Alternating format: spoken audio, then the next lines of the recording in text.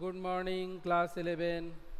हम लोग आलो आंधारी पाठ को पढ़ रहे हैं और पिछली कक्षा में हम लोगों ने पढ़ा कि किस तरीके से बेबी जो अपने बच्चों के साथ पार्क में जाती है तो सुनीति नाम की लड़की से उसकी दोस्ती हो जाती है, किंतु सुनीति फिर चली जाती है। अब पाठ को आगे पढ़ते हैं। सुनीति के ना रहने से पार्क में अब मेरा मन नहीं लगता।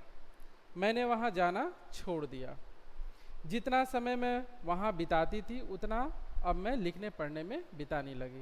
यानी अब कोई वहाँ पर ऐसा था नहीं जिससे मैं बात कर सकूं, जिससे अपने दिल की बात करके मैं अपने मन को हल्का कर सकूं। तो सुनीति के ना रहने से अब मेरा मन पार्क में जाने को नहीं करता था, इसलिए मैंने क्या किया, उस समय को मैंने पढ़ने लिखने में लगा दिया। अब तक जितना मैं लिख चुकी थी उसे तातूश ने फोटो कॉपी करा के अपने एक बंधु के पास कोलकाता भेज दिया था। तातूश हठात एक दिन मुझसे बोले, बेबी तुम्हारी चिट्ठी आई है। मैं अवाक होकर उसके, तुम्हारी चिट्ठी आई है, माफ़ कीजिएगा, तुम्हारी चिट्ठी आई है। मैं अवाक हो उनकी ओर देखती रही और फिर बोली, मेरी चिट्ठी? मुझे चिट्ठी भेजने वाला तो कोई नहीं। अब कोई चिट्ठी भेजने वाला हो तब तो लगे कि हाँ भाई चिट्ठी आ सकती है। तो बेबी का तो वैसा कोई था नहीं जो उन्हें चिट्ठी भेजे। तो क्या कह रही है कि मुझे तो कोई चिट्ठी भेजने वाला है नहीं। उन्होंने बताया कि चिट्ठी कोलकाता से उनके एक बंधु ने भेजी है। मैंने कहा, सुनाइए, देखूं क्या लिखा है उन्होंने। तातूश ने मुझसे बैठ जाने को कहा और फिर चिट्ठी पढ़कर मुझे सुनाने लगे। प्रिय बेबी, मैं बता नहीं सकता तुम्हारी डायरी पढ़कर मुझे कितना अच्छा लगा। मैं जानना चाहता हूँ कि इतना अच्छा लिखना तुमने कैसे सीखा। तुम्हारा लेखन उत्कृष्ट है। तुम्हारे तातूश ने सचमुच ही एक हीरा खोज निकाला है। मैं बहुत लज्जित हूँ कि तुम्हें बांग्ला में नहीं लिख सकता। मैं बांग्ला पढ़ सकता हूँ, लिख नहीं सकता। मैं तुम्हारे तातूश से 1 वर्ष बड़ा हूँ। इस वयस में भी तुम्हारे चिट्ठी लिखने के लिए बांग्ला लिपि सीखने की इच्छा होती है, पर अब वह संभव नहीं। तुम कुछ किताबें पढ़ो और तातूश के पास से बांग्ला अभिधान यानी शब्दकोश लेकर रोज उसे पलटा करो। तुम्हारी कहानी जानने की मेरी बहुत इच्छा होती है। यहाँ मेरे जिन जिन बंधु बांधवों ने तुम्हारी डायरी पढ़ी है वे सभी उसे चमत्कार लेखन मानते हैं। ये जिसे तातूश ने डायरी भेजा था फोटोकॉपी करा के, उन्होंने बेबी के नाम जो चिट्ठी लिखी है उसे पढ़ रहे हैं। एक बंधु ने कहा है कि वह तुम्हारी रचना को किसी पत्रिका में छपाने की व्यवस्था करेंगे, लेकिन उसके पहले तुम्हें अपनी कहानी को किसी एक मोड़ तक पहुंचाना होगा। आशा करता हूं तुम कभी लिखना नहीं छोड़ोगी। यह बात किसी भी दिन मत भूलना कि भगवान ने इस पृथ्वी पर तुम्हें लिखने को भेजा है।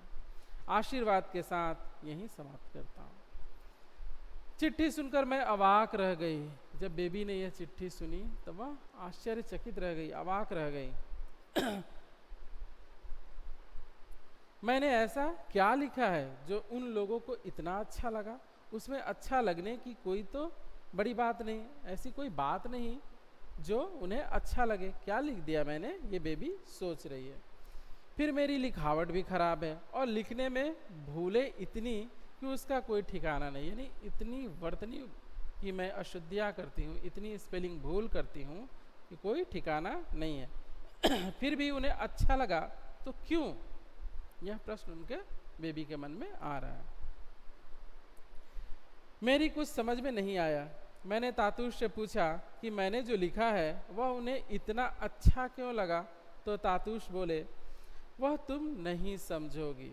मैंने कहा, मैं सचमुच ही कुछ नहीं समझती। भगवान के ने समझने की क्षमता ही नहीं दी मुझे। ये नहीं, बेबी कह रही है कि सचमुच मैं नहीं समझती क्योंकि भगवान ने ऐसी क्षमता मुझे नहीं दी है जो मैं बातों को, दुनियादारी की बातों को समझ सकूं। लेकिन मैं समझना चाहती हूँ। तातूश ने कहा, तुम्हें इन सब बातों के लिए बातों को लेकर अभी माथापच्ची करने की ज़रूरत नहीं है। तुम अपना काम किए जाओ, बस लिखो और पढ़ो, उसी से सब कुछ अपने आप ही तुम्हारे दिमाग में घुस जाएगा। तातूश की बात मैं अनसुनी ना करती तो क्या करती, जैसे मुझे घर में करने को कुछ और था ही नहीं। यानी अगर मैं सारी बातें तातूश की मानती तो मेरा बाकी का काम कैसे होता। यानी घर में बहुत सारे काम थे जिन्हें करना है। घर में अर्जुन दा, रमन दा और सुखदीप दा तो थे ही, उनके बंधु समित दा, रजत दा, राहुल दा का भी आना जाना लगा रहता था। वे सब भी तो मुझे चाहते थे और मेरे साथ तातूश जैसा व्यवहार करते थे। ऐसे में मैं उन्हें खिलाने पिलाने की व्यवस्था छोड़ किताब कॉपी लेकर कैसे बैठ सकती थी। यानी इतने सारे लोग जो मेरे जीवन में थे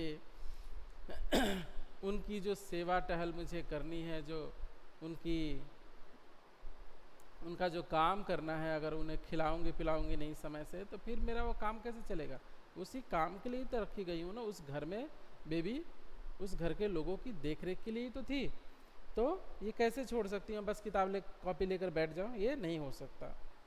एक दिन भूल से तातूश की बात मान दिन में उनसे अपने लिखने पढ़ने की बात करने में लग गई तो एक कांड घट गया। कौन सा कांड है देखते हैं। रमन दा उस दिन काम पर से लौटा तो उसे बहुत भूख लगी थी।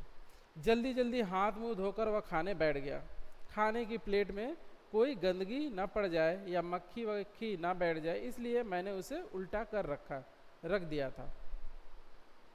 भूल के मारे रमन दा ने इसका ख्याल नहीं किया और सब सब्जियां उस पर ले ली। उन सब्जियों में एक गाढ़ी तरी वाली सब्जी थी। उसने जैसे ही रोटी लेकर खाना शुरू किया तो देखा कि तरी प्लेट से नीचे गिरी जा रही है। वह खाना छोड़ अवाक हो उसे देखने लगा।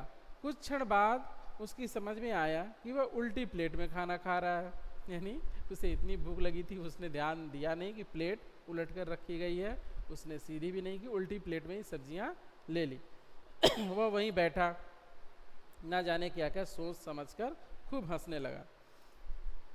मैंने तातूश से पूछा, रमन दा किसके साथ बातें कर हंस रहा है।